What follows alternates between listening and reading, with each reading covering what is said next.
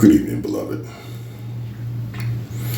Let us put to rest the antiquated belief of Black history, the narrative that we know now was derived from institutionalized white supremacy to further institutionalized white supremacy concerning our people.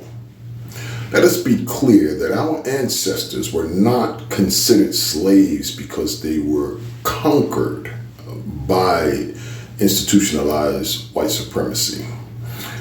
They wasn't considered to be slaves because they were in manacles and shackles and fetters and chains and so forth. They wasn't considered slaves because they were free labor. They wasn't considered slaves because so-called white people were smarter or greater. Our ancestors were considered slaves because they stopped thinking. And the reason that they stopped thinking was because of the psychological warfare, the manipulation, the chicanery that so-called white people were feeding us. See, we were an open arm welcoming people as we welcomed them into our fold.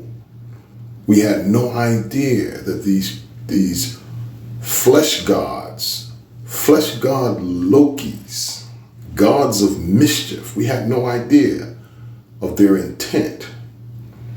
But through manipulation and breaking the thinking cycle, through lies and chicanery, from that moment on, our ancestors became slaves.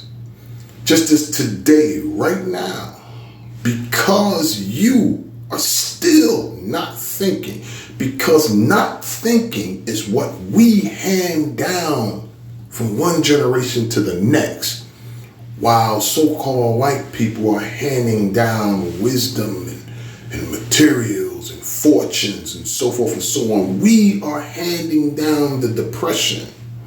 We are handing down to not think, allowing someone else to think for us, to give us a belief to believe in. So, therefore, this is why today you, in 2022, are a slave. Because you do not think for yourself. Someone else does.